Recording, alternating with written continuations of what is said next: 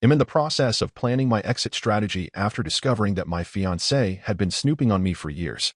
Everything from the outside set my life as perfect. I worked as a marketing executive, which is a great job in my eyes. I also had a nice apartment in the city along with my dreamy fiancé, Nick.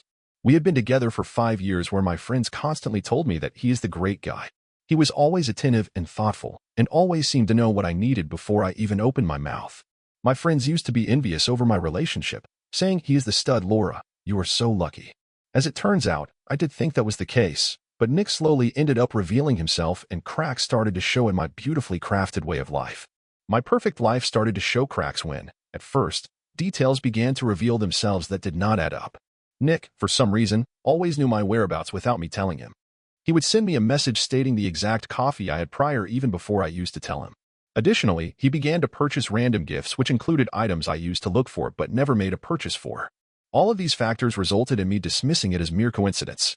However, with each passing day, the peculiarities began to stack, and things commenced feeling disturbing instead of flattering. One night, after work, I was sitting on my couch to unwind when I got a text from Nick. "I'm aware that your day has been tough, so I placed an order for your favorite food. It's already on the way."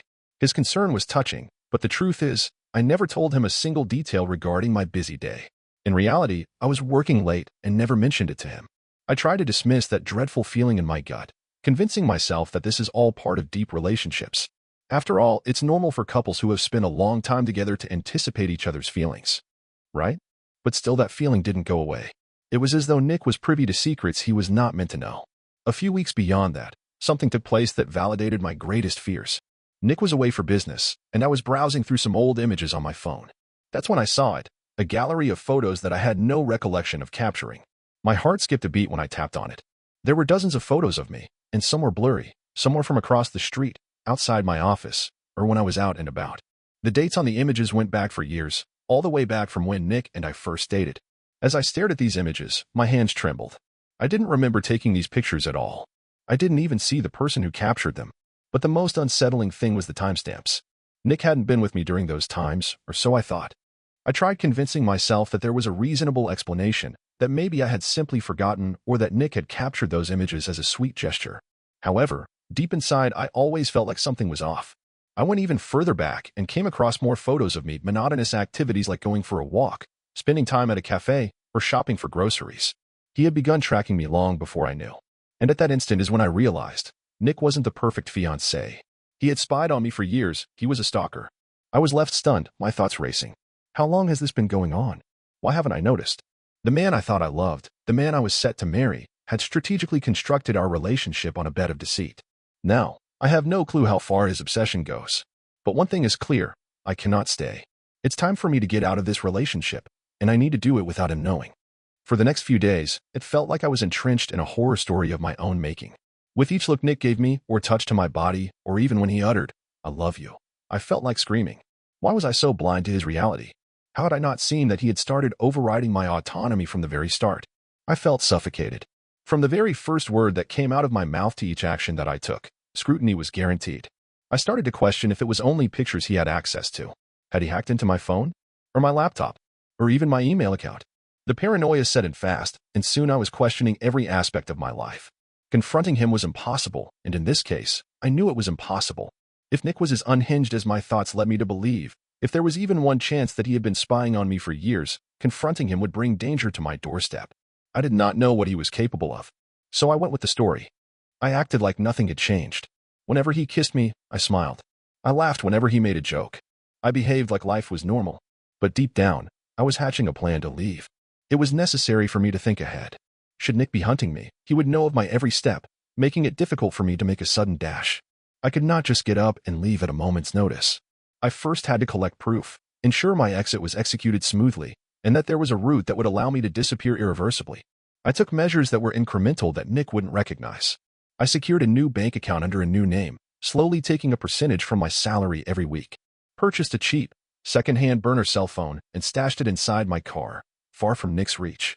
Initiated the process of researching how to change my identity, stating a new residence, and severing all connections. With every new detail that came to mind, there was a face of fear that loomed over me. Was it possible Nick had already thought that I might try to leave? The levels of his surveillance could be extreme where I am under constant watch. Day and night I was consumed. Even trust my friends was not an option, as I did not know if Nick was listening to conversations or reading my messages. Then, one dreaded night, there was something that made me cross the limits. After Nick spent a night on the town with his buddies, I stayed back alone at the apartment. I knew I shouldn't do it, but looking through Nick's stuff was simply too daring to turn down. I was dying to find out how much did his spying went. My nightmare became reality when I opened my Nick's laptop. I wasn't prepared what I would get myself into. There were folders after folders stacked filled with photos, videos, and documents related to me. He even had recordings of every single conversation we had, emails I sent to my workplace, and even private messages I exchanged with my friends. Lies were inscribed upon lies, and Nick had me blinded. Nick was monitoring every aspect of my life, everything. Texts, emails, private conversations, you name it. Unbeknownst to me, Nick had been pulling the strings behind a curtain. After scrolling through Nick's endless files claiming my life as his own, it finally dawned on me how wrong this whole situation was. I felt nauseous as shocking emotions devastated me. Here I am being treated like a rat in a lab, an outcome in a sadistic experiment, and I made myself believe that I had a life. It hit me that I have always been owned by him. From every small decision I made to every feeble act I did out in the world, came with Nick's tight grip on me observing. It was time for me to go. I needed to get out, and fast. In case you haven't followed along to our channel, we would recommend you do so. If you have subscribed, then congratulations. You will have access to all the interesting stories whenever you wish to watch and listen. Leaving was not as easy as simply stepping out of the front door. Nick had interwoven himself into every aspect of my life. Our finances were tied together. The lease of the apartment we lived in was under his and my name, and he had all of my personal information. If I did anything wrong, he would know. I had to be strategic. I needed to be very careful. All the while, I needed to ensure that Nick didn't suspect anything at all. I devised a plan in which I faked being more involved in our relationship. I started cooking his favorite meals and smiling during conversations. I even suggested a weekend getaway to reconnect. At the same time, I started collecting all the resources I required for my plan. I reached out to an old college friend, Samantha, who lived across the country. I told her the situation in vague terms since Nick might have been spying on my messages, but she understood enough to let me stay with her. It's time to start using the laptop monitoring features I managed to get my hands on. First, I snapped some screenshots of his folders, transferred a few files to a flash drive, and documented my findings. My intention was to secure evidence in case I needed to liaise with law authorities, but mostly it was to calm my thoughts, or at least I hoped it would be sufficient to assure me that I was not insane. Being on the constant dread of being exposed was somewhat difficult. Nick's gaze felt penetrating at holiday gatherings, so I strongly suspected he knew about my grotesque actions. The buzzing of my phone increased my worries. What if it was Nick texting me to declare that he had uncovered everything? But succumbing to fear was never an option. The final part of the plan was the simplest: get out the house and look for a new place while Nick was away. The 2-day conference he was speaking at is in another city, so he will be quite busy covering this. This arranged his schedule perfectly. I could barely contain my glee while planning escape because he wouldn't be around, and I could leave from the house without gathering all my belongings. Only what was required to feel comfortable will do. Ahead of his trip, I was rather restless. I propped myself against the bed next to him with my heart profusely beating, while staring at the ceiling. I jumped with every noise, and felt the sheets rustle instilled fear within me. I had to remind myself that this was almost done, and I had the chance to escape soon. Nick was given a kiss, and then a goodbye. As soon as he left, I got to work. The Brockaway phone was shoved in my pocket as I made my way to the car while grabbing the bag I packed a few days back. My heart was pounding as each mile I put between us made me feel more liberated. I was euphoric, but terrified that Nick would end up discovering me. I had been driving for hours, my eyes glued to the road, and my hands clenched around the steering wheel. The plan on paper was easy: drive to Samantha's house, swap my phone, end all communication with Nick, and vanish into thin air. But the further I got away from the city, the more my anxiety kicked in. What if my cover wasn't good enough? What if Nick was following me the whole time? My phone started buzzing as I crossed the state line. A feeling of dread washed over me. It was a message from Nick. My heart sank even more. I know what you're doing. You can't run from me, Laura. As I glanced down at the text, my hands started shaking uncontrollably. How did he figure this out? I was so careful with everything, so meticulous, but he knew somehow. My panic turned into adrenaline as I smashed the gas pedal and the car shot forward with my head spinning. What if he was following me? What if this was his whole plan? I checked my rearview mirror every few seconds, expecting to see his car right behind me and pacing towards me, but the road was free. Maybe this was all in my head, a desperate attempt for him to scare me into submission. He won't be getting in my head so easily. I exited the highway and pulled over at a gas station. I needed to gather myself because I was sure I was close, but now I felt far from freedom. Sitting in my car, panic and fatigue crashed over me like a heavy wave. What was stopping me from just running away? My life had been at his mercy for as long as I could remember. Every single move I made was tracked and mapped out for him to oversee. The best part? I had no idea the lengths that he had gone to, which was by far the scariest part. I exhaled slowly, forcing myself to calm down and lift my spirits. I'd nearly lost hope, but I was so close. All I had to do was keep pushing forward. I quickly texted Samantha. I noticed she wasn't online, which made me feel a little more reassured about sending it. I immediately deleted it afterwards because there was no need to take chances with Nick tracking my phone. I knew I was smarter than him. I just needed to stay one step ahead. Despite constantly repeating to myself that I was free and finally had control, fear was still buried deep inside me. Imagining Nick with his cold, calculating gaze being able to monitor me through a hidden camera was terrifying. He had such an upper hand, and here I was finally having an opportunity to take that away from him. The moment I reached Samantha's house, I fainted into her arms as though the weight of these past months had completely crushed me. I was relieved. I had made it.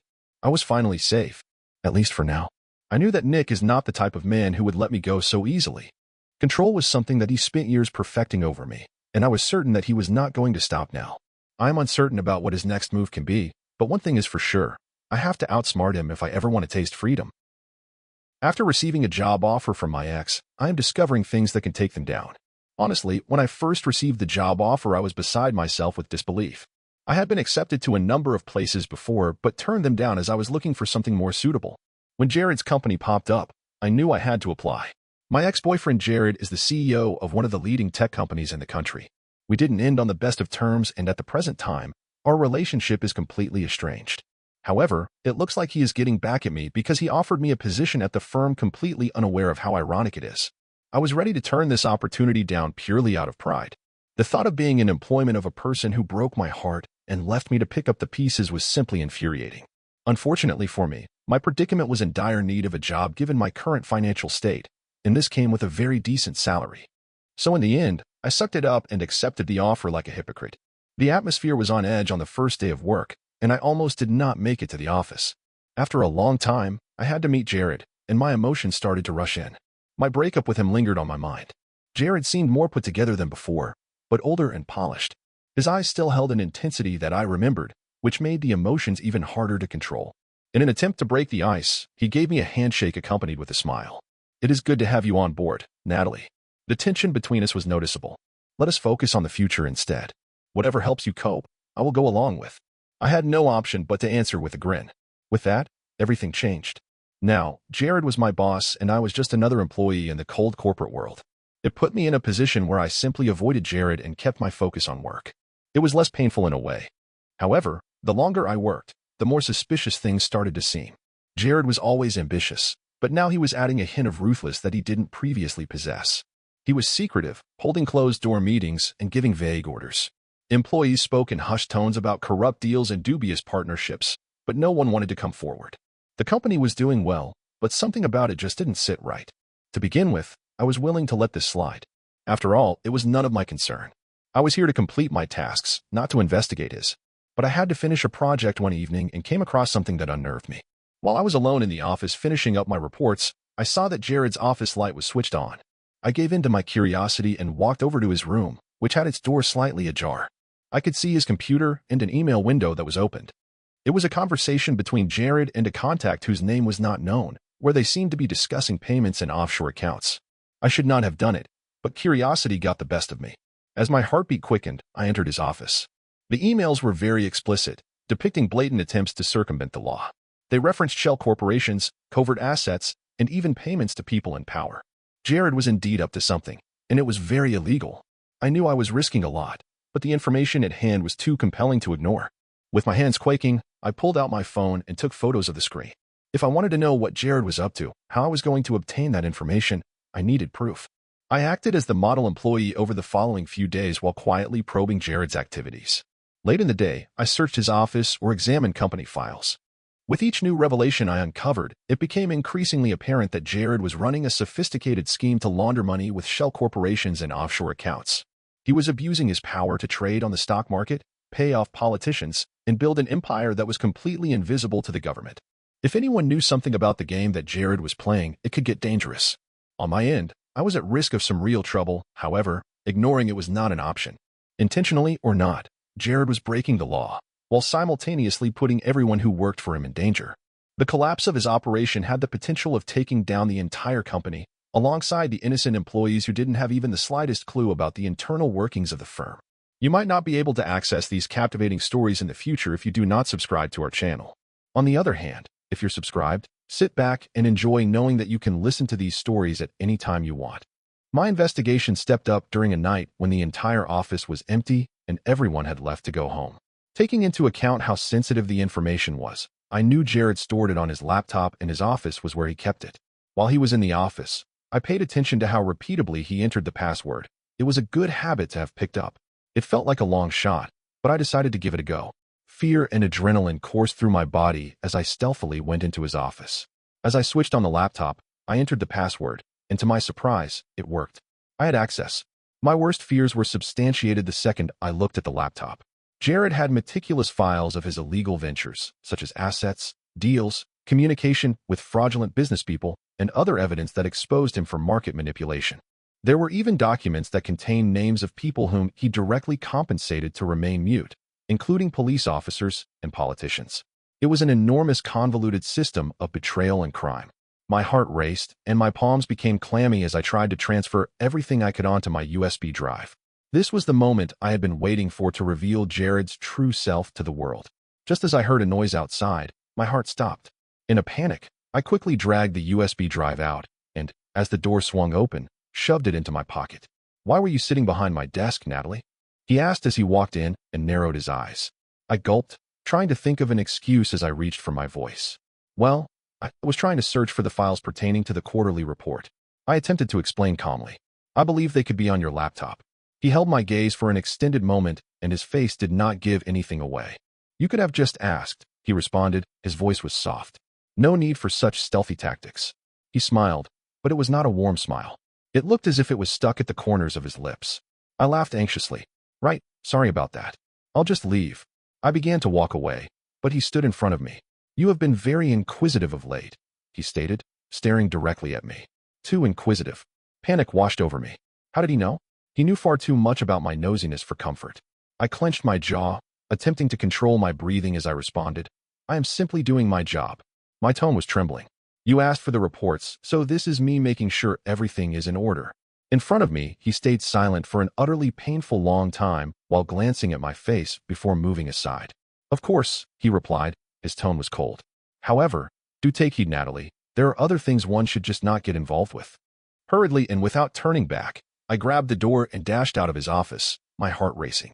Once I was in the corridor, I dashed to my desk, picked up my belongings, and exited the school premises.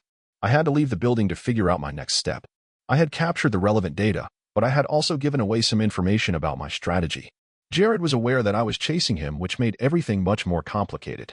Once at home, I copied the files from the USB to several other devices to make sure I would not lose anything, just in case. Then I contacted someone from my network, Rachel, an investigative journalist I met during my last employment. She had a track record of exposure of wrongdoing and annihilating high-profile people. If anyone could assist me in dealing with Jared, it was surely her. The next morning, Rachel was ready to meet me at the quiet cafe. I gave her the USB and explained things I had discovered. She paid a lot of attention to everything I said, cross-examining the claims I made regarding the whole scope of operations Jared had worked on. She spoke in an eager yet worried tone. "This is huge. If this is as hard as it seems, it could ruin his entire empire. But you should be cautious. Individuals like Jared don't lose easily." "I understand," I said with a heavy voice. "Why do bad people like him go unchallenged? He is working the system for his own gain and endangering many people in the process. I cannot afford to do nothing anymore." Him was correct. I had to stop him. Jared was exploiting everyone, along with the system, for their own personal goals, and I needed to take action. I was about to take down a highly successful business tycoon, and I knew this was not going to go easily. The thought of Jared knowing I am the reason for his downfall gives me chills, but how bad could it actually get? Days that followed felt a lot more nerve-wracking than usual. I continued to show up to my job day in and day out like nothing was wrong. I was aware that Jared was tracking me, waiting for the ideal opportunity to pounce on me. He was outwardly calm, but I could see that there was rage bubbling underneath him. He was expecting something. He just didn't know what exactly. Rachel, on the other hand, was making quick progress. She began dissecting the additional evidence I gave her. She compared the information to Jared's public records, sought out additional witnesses, and subsequently understood the scale of his illegal actions. It was beyond massive: fraud, money laundering, and corruption that reached into the highest levels of both the corporate and political world compounded the issue. It was the type of story that could destroy lives and end reputations. Finally, one evening, just as Rachel was looking to publish the story, I got a call from Jared. When I saw his name on my phone, I felt panic. I answered the call and spoke. "Hello?" "Natalie," he said, his voice icy. "We need to talk. Now." I was aware of this course of action. It was clear he had also found out that I had uncovered his secrets. The consequences were inevitable. "Where?" is all I asked. He told me, "My office," adding, "Be here in 15 minutes. My palms turned clammy as I hung up. I didn't know what he was planning, but I had to concede throat. Grabbing my bag, I made sure Rachel had a copy of everything before making my way to the office. When I eventually made it to the office, I saw Jared sitting behind the desk, his face masking his fury. "Shut the door," he gently requested. I shut the door, completely out of breath with my heart now racing. "From how you state things, I can ascertain the kind of work you are involved in," he said, sounding bitter and threatening. "The work is well understood by people. It is something that does not concern you, so try keeping out of it. You are infringing the law and jeopardizing people's lives for personal gain, which is illegal. I, and others, can tell that you are breaking the law." I said back, "Regardless, that means there is something worrying me and others." His frustration reached boiling point, as could be seen from his expression. He was flaming with rage. "You are talking nonsense," he huffed out. "Just because you think you can re-enter my life whenever you like and try being a savior does not mean you have any clue as to what's really going on. And I have the knowledge of your fraudulent activities. Guess what?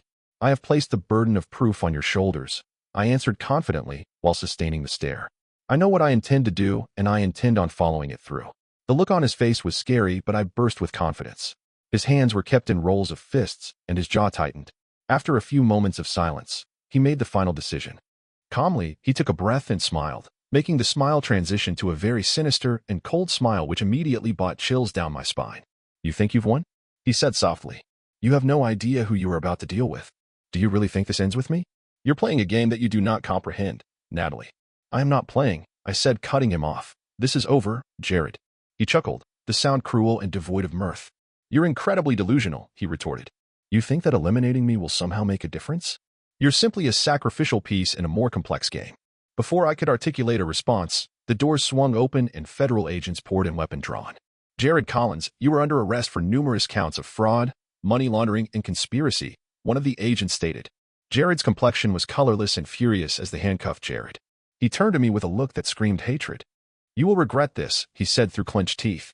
"You have no clue what you have unleashed." I sat in silence as they took him away, feeling sadness as well as relief and fear. The man I had loved once was no longer there. Only a criminal who had misused his power to insist and deceive remained. He had done this to himself, but in no way made the situation any less painful. The day after, Rachel had published the expose, and it instantly went viral in the media. Jared's empire turned to dust the very next day as his nefarious deeds were unveiled. The company was snatched up by the government, and its assets were frozen, and the reputation that once stood tall was completely battered. The aftermath of the incident was tremendously large, with everyone connected to his web of conspiracies facing an investigation. I left the company, preferring not to be associated with the madness that unfolded. I relocated to a different city to get away from the consequences of Jared's demise. It was a celebration that had a touch of sadness. While I felt like I achieved a lot, it was still painful because the man I loved is no longer there, and the legacy is now a reminder of greed and corruption. I learned that there are some people who wish to remain undiscovered, and that the people we think we know might have some nasty secrets. He was someone entirely different from who I imagined him to be, and it was truly a life built of deceit. But learning the value of standing up for the truth was certainly a lesson of grave importance. While doing so, it hurt to some extent. After all, my and Jared's decisions have collectively shaped to this result. And ultimately, the truth came out.